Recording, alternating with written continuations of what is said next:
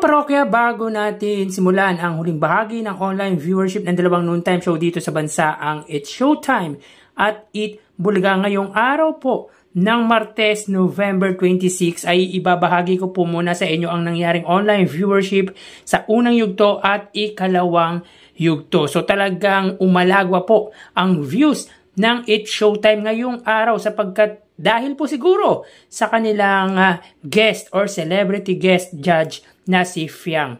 So, yun nga mga parokya, ang It's Showtime po ay nakakuha ng total na 136,000 at ang Eat Bulaga naman po ay 116,000 viewers. So talagang umalagwa po ang views ng It's Showtime sa unang yugto pagdating sa kanilang Facebook Live dahil nakakuha po sila ng 29,000. Pagdating naman po sa ikalawang yugto mga kaparokya, ang It's Showtime ay may 133,000 viewers at ang Eat Bulaga naman po ay 131,000 live viewers. So pagdating naman po sa ikalawang bahagi ng online viewership ay nakuha po ng Eat Bulaga ang YouTube live sa kanilang main YouTube channel at TV network YouTube channels. Subalit, pagdating naman po sa Facebook Live ay angat pa rin po ang It's Showtime. So, pagdating sa main YouTube channel mga kaparokya ay dikit na dikit po ang kanilang labanan. So, again, dito mga kaparokya, 2,000 viewers na lang po ang iniangat ng It's Showtime sa noontime show ng Iconic Trio. So, yun nga mga kaparokya, dahil siguro sa kanilang celebrity guest na si Fiang na siya talagang inabangan. Dahil kahapon mga kaparokya, si Donnie Pangilinan at si Bel Mariano ang kanilang celebrity guest judge sa And the Breadwinner Is. Subalit, alam naman po natin na mababa po ang views na nakuha nito. So bago natin umpisahan ang ating online viewership ay humiling ako na pakisubscribe ang aking YouTube channel. Pakiclick ang bell icon para una kayong manotify sa mga bagong video na ilalabas ko. At pakidami nyo na din na i-follow ang aking Facebook page na Mega TV at ang aking TikTok account na Kaparokya TV. Maraming salamat! Sa mga kaparokya, by the way, ang link po ng unang yugto at ikalawang yugto ay makikita po sa description ng video na to. Salamat! So tara ating alamin ang online viewership ng dalawang bigating noontime show.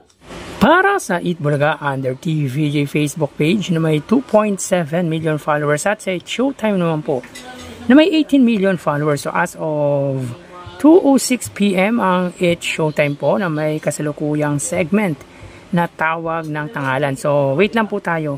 Hanapin po muna natin ang live ng It's Showtime. Samantalang ang Eat Bulaga naman po sila po ay may kasalukuyang segment na bawal judge mental kaba. So dito may kita po natin mga kaparokya, ang It's Showtime po ay may 9,900 live viewers, samantalang hindi pa po nagpa-pop up ang live ng or yung views ng Eat Bulaga. So wait lang po tayo.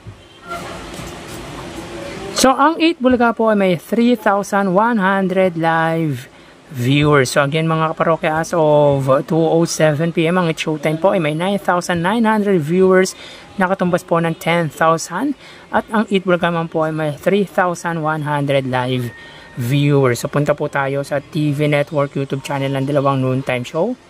Para po sa Eat Bulaga under TV5 Philippines na may 2.13 million subscribers at sa Eat Showtime naman po under GMA Network YouTube channel na may kasalukuyan subscribers na 37.1 million subscribers. So as of 2:08 PM ang It's Showtime under GMA Network, sila po ay may 19,000 viewers.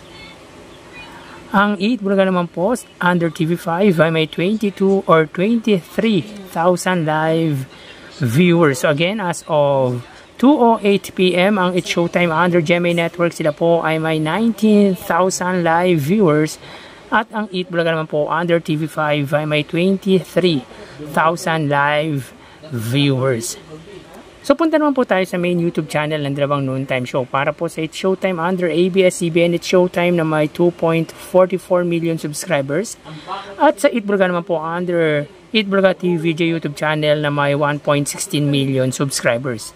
So as of 2:09 PM ang It's Showtime po, sila ay may 63,000 viewers. Ang Eat Bulaga naman po, sila po ay may 74,000 live viewers. So again, as of 2:09 PM, ang It's Showtime, sila po ay may 63,000 live viewers. At ang Eat Bulaga naman po, sila po ay may 74,000 live viewers. So ulitin po natin ang segment ng It's Showtime ay tawag ng tanghalan at ang Eat Bulaga naman po ay bawal judgmental. Kabaso bali ang total na nakuha ng dalawang noontime show ay mga kaparokya, bago natin bigyan total live viewers ng dalawang noontime show ay humiling ako na pakisubscribe ang aking YouTube channel. Pakiclick ang bell icon para una kayong ma-notify sa mga bagong video na ilalabas ko at pakidamay nyo na din na i-follow ang aking Facebook page na Mega TV at ang aking TikTok account na Kaparokya TV. Maraming salamat! So bali ang total na nakuha po ng It's Showtime ay 92,000 viewers. 10,000 sa Facebook Live, 19,000 sa TV Network YouTube channel at 63,000 naman po sa main YouTube channel. Ang Eat Bulaga naman po ay nakakuha ng total na 100,000.